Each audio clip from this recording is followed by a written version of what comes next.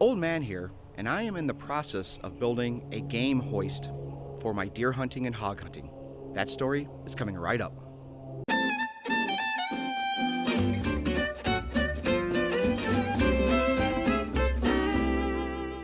If you've seen all my hog hunting videos, they are a pain in the butt to get into the bed of my truck.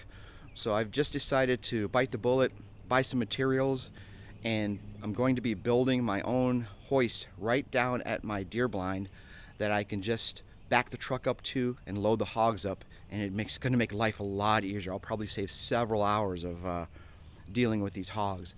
Anyways, we've got some basic materials that we had to buy. I already purchased those, and I did a little bit of prep work. Unfortunately, I don't have any video of that, so I'm going to show you exactly what I did and describe it to you. Materials needed. We've got the two 4x4x12s and two 4x4x8s. And that's all you really need as far as the structure goes, and then the rest is just hardware, which I will have a description in the link below for all of the hardware that I have on this job. You see the black at the bottom here. What I've done is I've taken basically a blowtorch, and I've heated the outside, just burned it until it got to that black color. All I did was I used your standard propane tank, and then I purchased one of these a while back, which is the torch. You can get this at Harbor Freight. It's got the electronic igniter there. As you can see, that red button. Light that up and just burn the heck out of the first 2 feet that's going to go into the ground. That will help protect it from moisture and termites, etc., etc. The next thing I did with all the pieces is, you can see here I've got this liquid. Bam. That, my friends, is 50% diesel fuel and 50% used motor oil. And bought the cheapest brush I could get and just lathered all of the pieces with that mixture. What that does is it gets into the pores of the wood. It protects it from rain and weather. But that's where we stand currently. I need to go to the big box store and pick up a few more carriage bolts and lag screws, and then we're going to go right at it. Got a couple of Amazon boxes here. I think it's going to be some gear for the game hoist. And I ended up going to the big box store to pick up some more lag bolts and carriage bolts. So we're going to put this thing together like an erector set, and then we'll take it down to the property and build us a gaming hoist.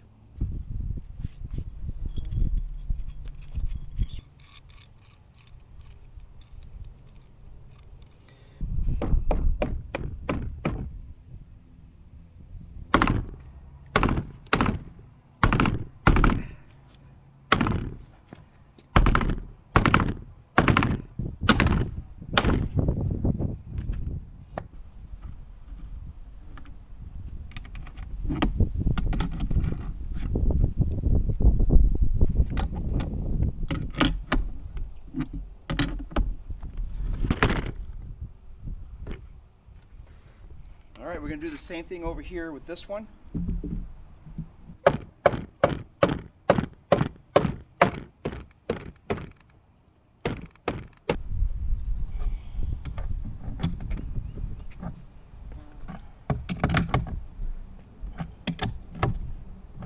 Alright, there it is. So now you can see what I'm kind of getting at here. The pulley for the first one is going to sit right under this one, and the pulley for the ledge is going to sit right here. And then I'm a little concerned about flipping over when it's sitting on top of the posts, so I've got another remedy for that, and that is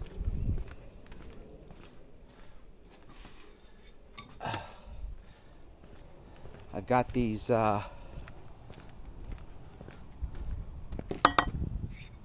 4mm plates. They're mending plates. Alright, so the next thing to do here is to take this angle iron and basically cut it at the edges here so I get two flat pieces. I'm just going to stick it in the vise here and then just cut away with my metal hacksaw.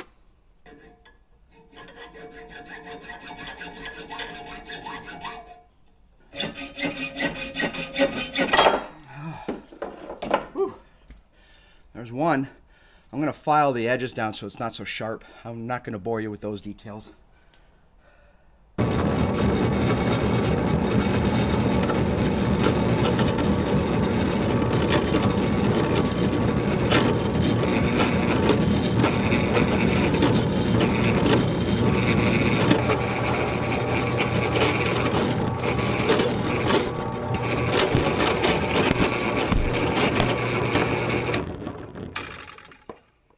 Time to open these boxes here that I got from Amazon.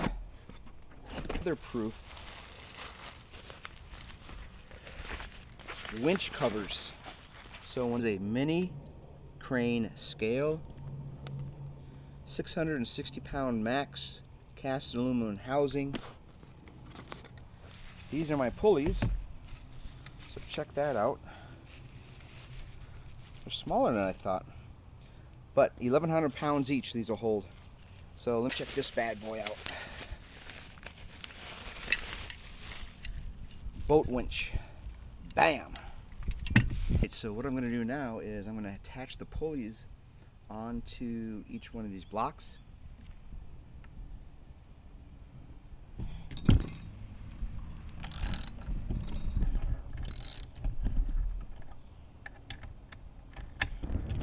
That's where we stand now. We're pretty much done with all of this part. And the only thing I need to do now is load everything in the truck. Can't have a deer hoist stand without this next item. Bam! A gambrel. Hunter Specialties Magnum Gambrel 1500. We're at my hunting site here. My blind's right over there behind these trees, and then my feeder's down there. But we've got our wood laid out here. This is the stuff I've been working on the last couple of days.